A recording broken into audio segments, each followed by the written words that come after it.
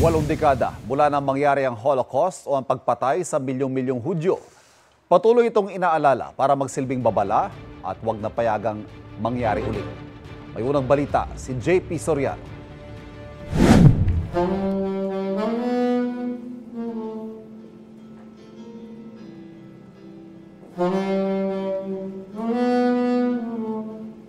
Sa pamamagitan ng mga musika, inalala ang International Holocaust Remembrance Day 2025 dito sa Pilipinas.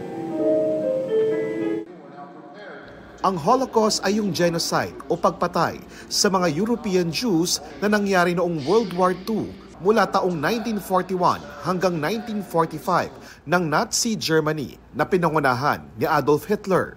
Hindi bababa sa 6 na milyong European Jews ang pinatay at namatay. Ang Germany na pinagmula ng Nazi at ni Hitler, matagal nang kaisa ng Israel sa pakikipaglaban para hindi na maulit kailanman ang Holocaust. We do not want and must not forget what has happened. The Holocaust must never be repeated again, nowhere in the world.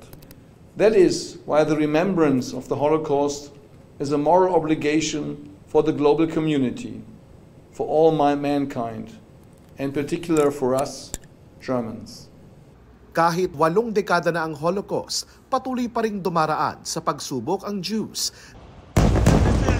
dahil sa nangyaring Israel-Hamas war. Dahil sa Israel-Hamas war, inilagay ng gobyerno ng Pilipinas sa Alert Level 2 ang Israel, kung saan ipinagbabawal ang non-essential travels at ipinahinto muna ang deployment ng mga katatanggap pa lang na Filipino hotel workers at caregivers na pa-Israel. Ngayong humupa na ang giyera at umiira lang ceasefire sa pagitan ng Hamas at Israel Defense Force, umaasa ang Embahada ng Israel na ibababa na ng Pilipinas ang travel alert level. We really hope to see that that Philippine government will also lift the travel advisory, but of course this is something for the Philippine government to decide upon. I have to say that beyond that, we are seeing airlines are resuming the flights to Israel, and basically we are close to coming back to normal life in Israel. Kamakailan lang, sinabi ni US President Donald Trump na plano niyang i-take over muna ang Gaza para ayusin ito at ilipat ang mga Palestinong nakatira sa Gaza sa ilang bansang kaalyado ng Amerika sa Middle East.